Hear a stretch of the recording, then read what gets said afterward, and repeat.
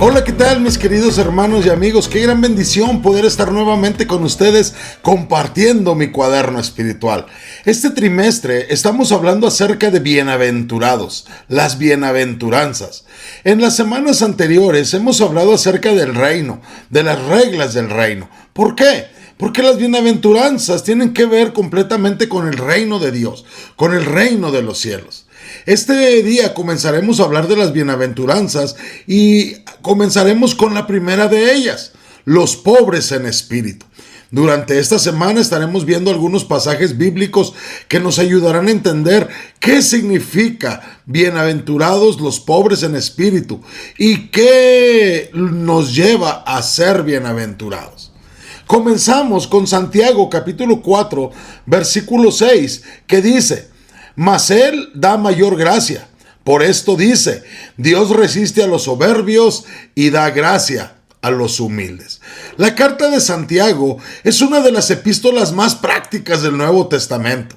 En esta carta, Santiago se enfoca en la importancia de la fe, en la importancia de la obediencia a la ley de Dios.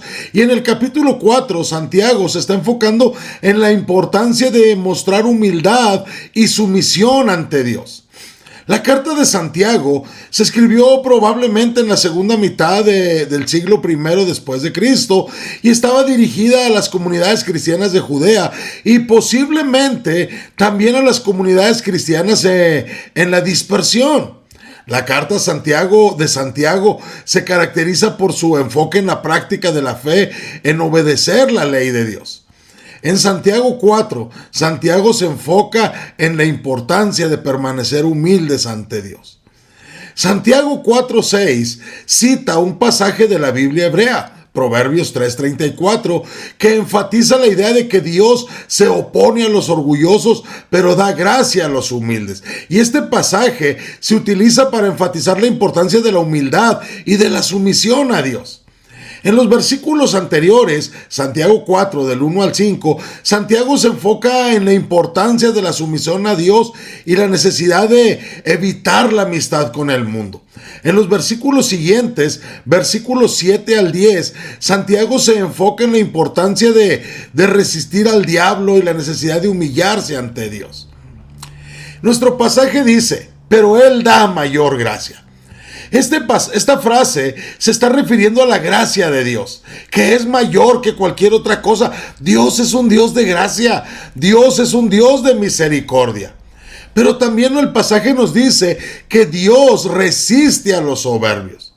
Esta frase se refiere a que Dios se opone. Hay una oposición directa de Dios a aquellos que se consideran superiores a los demás. Cualquier persona que piense que es más que los demás se encontrará con la oposición de Dios.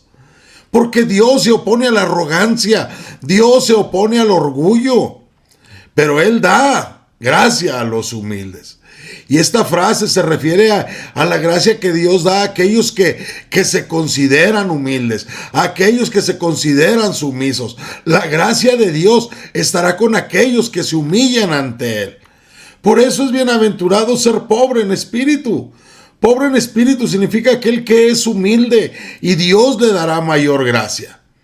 ¿Cómo podemos aplicar esto en nuestra vida espiritual? La pobreza espiritual, ser pobres en espíritu, se caracteriza por humildad. La humildad es esa virtud que es valoradísima en la Biblia y debemos buscar ser humildes y sumisos ante Dios. ¿Cómo logramos esto? Pensando más en los demás y pensando menos en nosotros mismos. La sumisión es una actitud que se requiere para recibir la gracia de Dios. Debemos buscar someternos a la voluntad de Dios en cada momento. La gracia de Dios es ese don que se nos da sin merecerlo y debemos buscar la gracia de Dios con humildad y con gratitud. En conclusión, Santiago 4:6 nos enseña la importancia de la humildad y de la sumisión a Dios.